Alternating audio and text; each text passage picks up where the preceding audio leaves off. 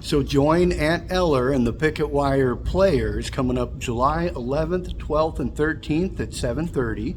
That matinee on Sunday. Get your tickets at picketwireplayers.org, and of course we'll share the link on Seco News. That's right.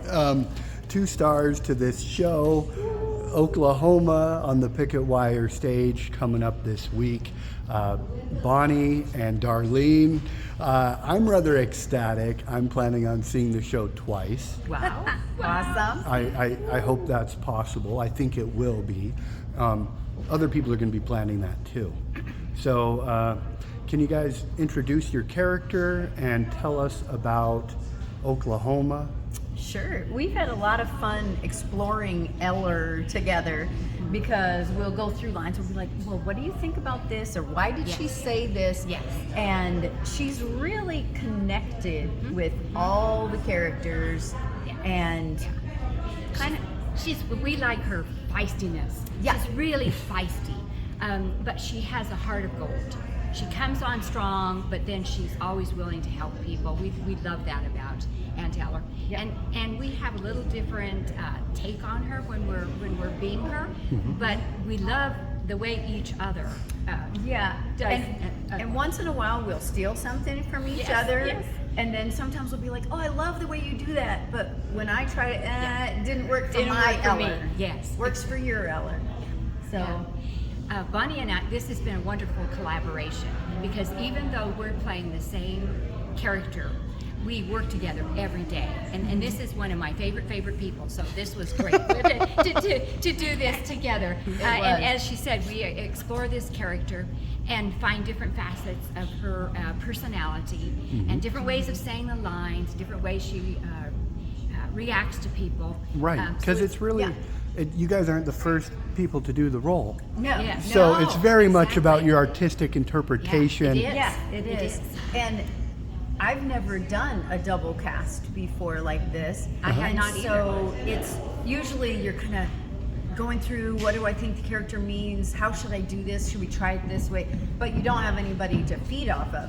And as we've been going through them together, we're like, oh, do you think she'd say it this way? Or, oh, I like that. I like this way. Oh, let's try it a different way. Or what did you do with that prop? What did you do with the broom when you were done with it? You know, because sometimes we get stuck with something we think, oh heck, what could I do this? So it's been a great collaboration, and I've not done something that's a dual role either, but I think we've had a great time. Yeah, it's been wonderful. I hope it's been good for the directors and things, and for the cast, because with us doing it a little bit differently, they have to kind of adapt and respond, and they've been great at it. Yeah. They really have, and they'll be like, oh, who's Eller? Who's this tonight? Who's that tonight? Yeah. It's been really so fun. has the cast. The cast has to deal with a different Eller every other night, and that makes a difference as well. But they have been wonderful. They're real pros, and we've gotten very close to the people here in the cast. So it's been a great experience. Yeah, it's been fun, and it's been fun for me. I have how many? 3 of the students that I worked with at Swing. Like Adrian Hart Thank you. I worked with at Swing. It was hard not to open the interview. Creative writing class, but it's just a stitch to be in a show with kids I directed who are young adults. Yes. Very cool.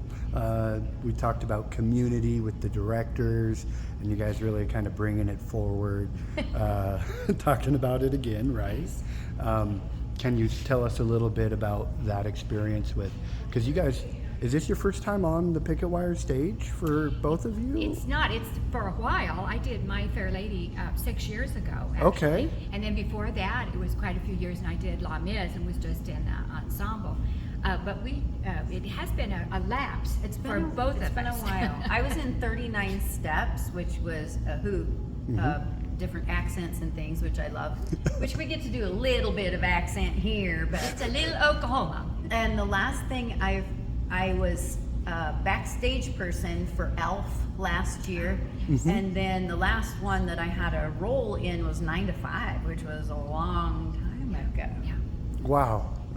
Very cool. All before I started Seco News. So see, Right, I'm not right. taking notes, but now you Yeah. guys are going to be on the news for it. So thank you for doing what you're doing. Awesome. Bonnie made a cameo the other day in Rocky Ford on the 4th of July, and I don't think you even noticed you I did it. No, you were at the duck race. Oh, I was. It seemed like everyone was at the duck race. I was kind of surprised with their turnout for that. Yeah, there was a lot of people at the duck race. So I and didn't- it's kind of right near my house, so.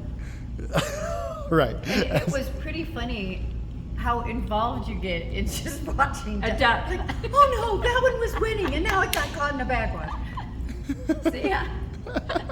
Aunt Eller would cheer the ducks. She Now, would. you know she would. She'd cheer those ducks on. Exactly. I love it, you guys. That's going to be the best little promotional outtake. Okay, let me flip. Do you guys want to add anything? Anything that we didn't cover in the interview? Well, if you don't come see this show, you're a feeble-minded shikepoke. Well said, Eller. Well said. Thank you, Eller. For two of my favorite people, Bonnie and Darlene, and the Picketwire Players, I'm Adrian Hart with your Southeast Colorado News. We'll see you here.